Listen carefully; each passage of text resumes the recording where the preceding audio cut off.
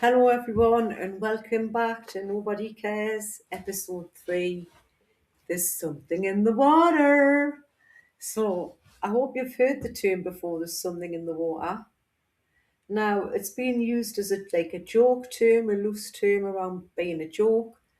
But to be honest, what I've heard, it's not really a joke, and what I've uncovered, I've looked deep into things and I haven't really uncovered it really because these things there's been documentaries on the telly, like BBC One, ITV, Channel 4, Channel 5 have all played documentaries about the water and the water systems and how in this country we've got like sewer systems from the Victorian times.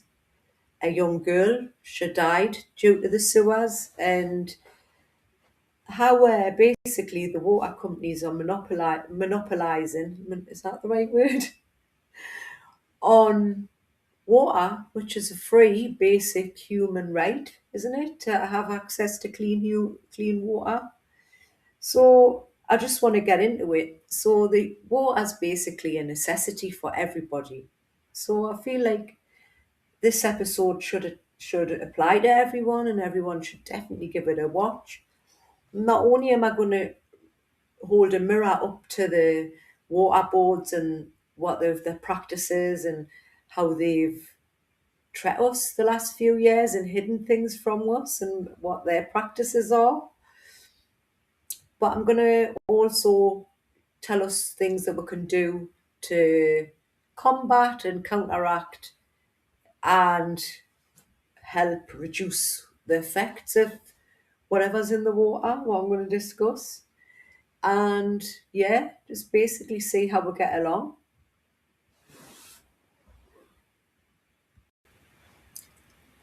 So, as I crack on with my show, I would like to dedicate this episode to a young girl named Heather Preen. Now, this young girl lost her life back in 1999, if I'm right. I'm going to go and read some of her article to you because I don't want to get anything wrong. And it was due to some of this sewers, and it raised some awareness. Court cases happened. Things got brushed under the carpet. I don't think there was much media coverage about it. And I'm going to get further into that. But I'm going to post a little picture of Heather Preen now.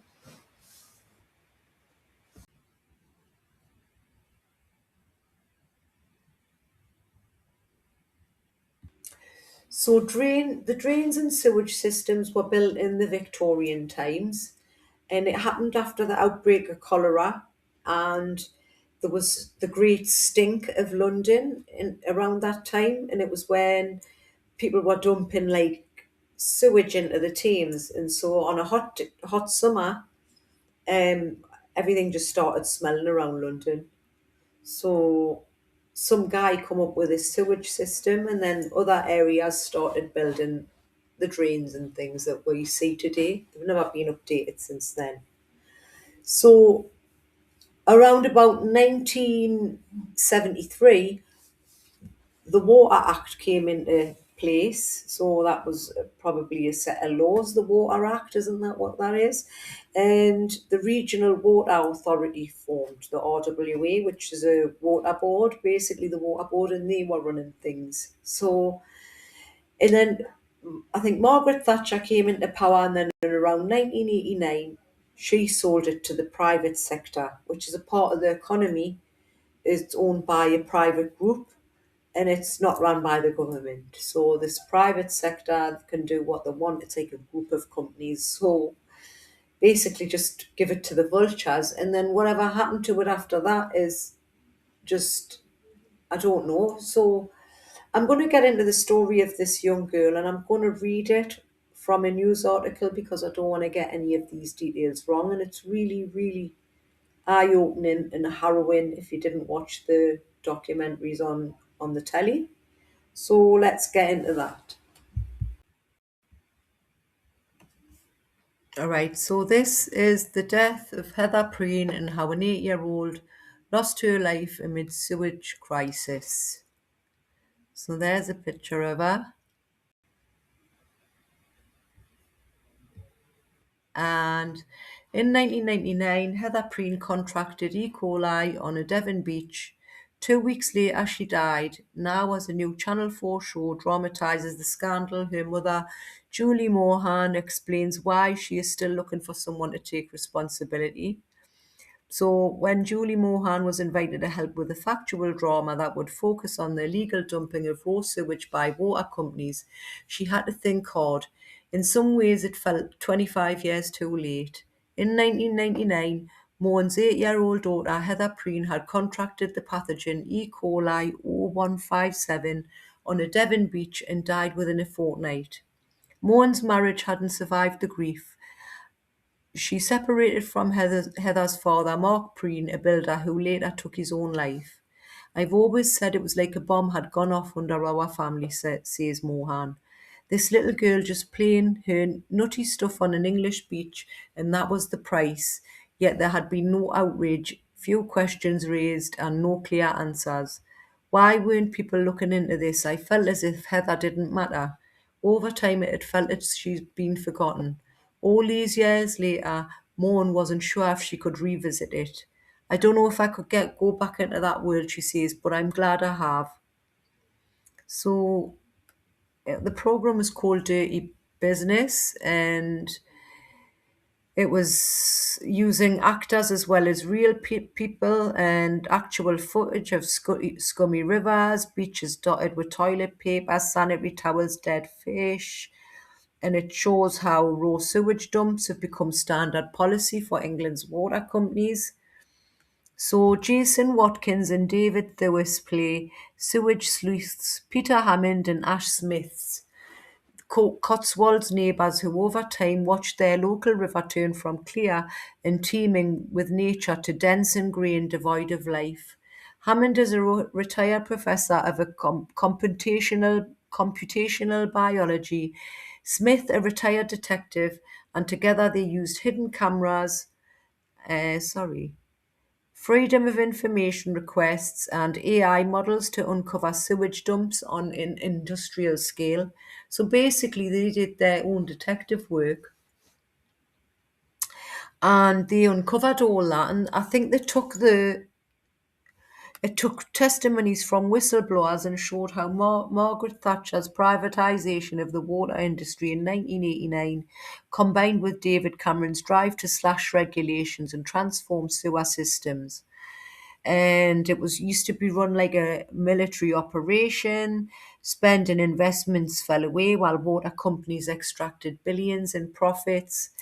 The catalogue of treatment plant facilities, malfunctions, overflows, and just things like that. In 2024 alone, water companies dumped raw sewage into England's rivers and seas for 3.6, is that 61 million hours? Sorry, I haven't got my glasses on, but 3.61 million hours worth of raw sewage dumped into the rivers now. I know you might think that's nothing, or the rivers, but they never put any signs up. There's 15,000 sewers up and down the country that are running out in the rivers, and we don't know where they are. There's no signs. They don't tell us what hours they're dumping that sewerage. And in lockdown, during lockdown, there was a whole load of sewerage dumped behind our backs. Now, I'm going to get into what happens to these people. Even more weird things got uncovered in this documentary on Channel 4. So them two scientists who happened to take these authorities into court and find out what was going on, they found out that the water is it a regular regulators?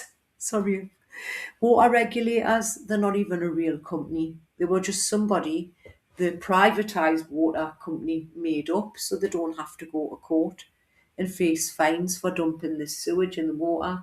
Now, if they contributed proper fines to dumping sewage, maybe they could use that money to go towards making better drains. I'm just saying.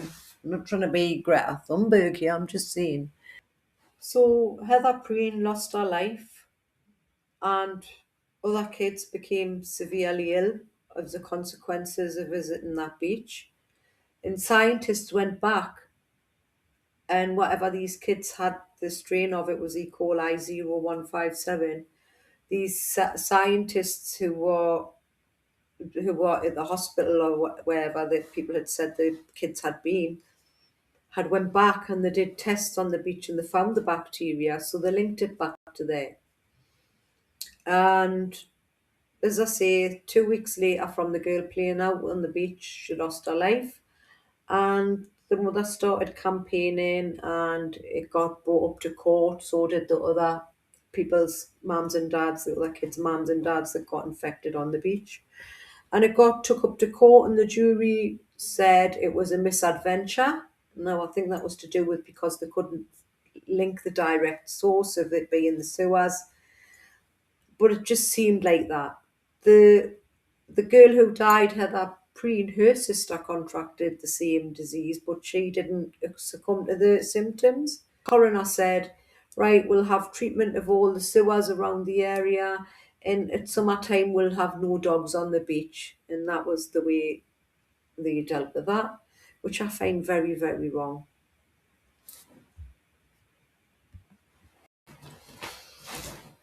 So also we need to give a little shout out to the two guys that after the beach incident brought it back to light again a bit later, and it was Peter Hammond and Ash Smith, the detective and the biologist, the computerized one, which I couldn't pronounce earlier on when I was reading things out, trying to be a newsreader. These two guys, just off their own back, where they've had a river running out in that wherever they live, I think it was the Cotswolds. And over time, the guy who was the biologist, he just seen the river getting darker and dingier, and the wildlife around the area wasn't the same as what he remembered. So he started doing tests on water, and he was making models. And as I say, he was getting information from relevant people about the river, stuff we can't get that you've got to write and get the access to it. He was doing all that. And another guy approached him, like the detective, and he said, "What you doing?" And he explained, and this other guy got involved, and the two of them together, they made a full file full of all the things that they'd found, like the wildlife, everything, algae, all their findings, and they went to the water board. They're not even, it's not water board, is it? Water companies, and they said, "Look, we know what you're doing. We know what you're doing. We've found the pipes. We've seen you're dumping raw sewage into the rivers, and it's a really bad outcome." And the water board said, "Yeah, but if you look, we've got a board. We've got this regulators. Sorry, we've got this set of regulators, and they regulate us, so we don't have to go to court. We just deal with them." And these regulator guys come out and they were like, "Yeah, yeah, we deal with them. We sort them out. We give them a fine every time they dump sewage. They pay a fine of £1 million." And so the guys dug around a bit more and found out where this money went to. And it was as long as they pay this £1 million goodwill a charity, they're allowed to dump this 4 months worth of sewers, 4 months out of a year's worth of sewers into the rivers and seas, because they pay this £1 million and it goes to good causes. So the guys did a bit more digging around, and where's the good causes? What's the charities the money goes to? Have a little guess. You'll not believe it. Charities that clean up the rivers get millions of pounds to clean up the rivers that they're dumping sewers into, making millions of pounds now. I don't know. I don't know if you don't think that's a little bit strange then. Because these guys, these two, the scientist and the detective, were like, right, why aren't you going to court? Why aren't you paying fines? Why aren't you updating the. and that was their outcome. There was another guy, he was called Robert Forrester, and he worked for the water companies for 20 years. And while he was working for them, he was uncovering things that they were doing this. The dumping sewage, oh, it's all right, we pay our. And he was part of the was it the regulators? He was part of the regulators, if I'm right or wrong. And he when the two guys went to the water board and they met the regulators when he was leaving, he went to them, listen, we're just made up. We're not real regulators. We don't really have any power over these people. They pay us and tell us what to do. So it's really a lot to look into. Now, another thing that was a bit of a like confusing, needs highlighting, needs why does it not exist and why is it not about, is signs. If they're going to do 4 months worth of sewer dumping, why don't they just stick signs up going, don't go in the rivers, don't touch the water, it's a bad time right now. No, there was no signs, just play in the rivers, people were getting ill. And tap water, bottled water, where's all this come from? So if you're not drinking microplastics in your bottled water, what we're drinking in our tap water, because the water comes from rivers. Because I want to show you the water treatment process. So when the water goes through the rivers, it obviously goes to a plant, and this is the process it goes through. So just a water treatment process. Let's have a look. Water treatment transforms raw river water from rivers, lakes, and reservoirs into clean, safe drinking water. Involves several key stages: screening, coagulation, flocculation, sedimentation, filtration, and final disinfection before it's pumped back to consumers. Where are the consumers? So these are the abstraction and screening. Raw water is drawn from a local source, passed through the coarse screens, leaves, and obviously coagulation. Sulfate are added to the water. So things are added to the water. These chemicals neutralize natural negative charges of tiny dirt and clay particles, causing them to group together. Then there's other processes, as you can see: flocculation, sedimentation, filtration, disinfection. So a small safe amount of chlorine is added to eliminate any remaining pathogens, bacteria and viruses. The water is held in contact tanks to ensure the disinfectant works completely before it leaves the plant, and then pH and final adjustment. pH level is balanced so the water is neither too acid or alkaline, as a residual amount of chlorine is left to keep the water safe as it travels through the municipal mains to your tap. So that's okay, that's fine. They've cleaned out the river, sewage, blah, blah. We'll get on to this. Cryptosporidium. I don't know if I'm saying that right, but often called crypto. What I think to be called is a microscopic chlorine-resistant parasite. Chlorine-resistant. So when I did further digging around, I found out that was chlorine. The only chlorine-resistant parasite was this. It causes internal illnesses marked by severe watery diarrhea, stomach cramps, dehydration, and thrives in contaminated water, food, soil, and animal feces. If you swallow water from lakes, rivers, or swimming pool, or contaminated municipal water supplies, right?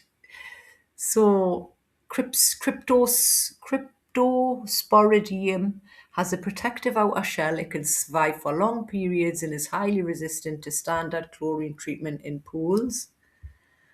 And yeah, I will leave this at the bottom. I'll leave the links to this at the bottom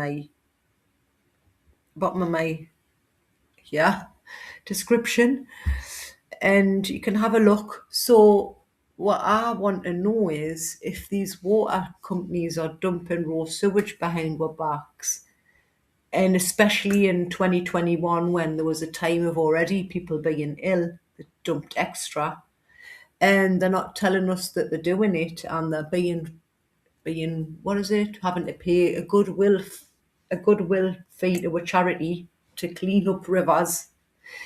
Um, what's to say they're treating this water properly, you know? And then, for example, this chlorine resistant parasite, what is the point of even treating it? So yeah, I hope this is I hope this has been very informative for you because it has for me. So let's look at a few solutions and practices and protocols we can do as like at our home to help us not absorb as much chlorine or whatever they're putting in this water. And yeah, we'll look at like bottled water, you can drink that. People install filters, you can do that.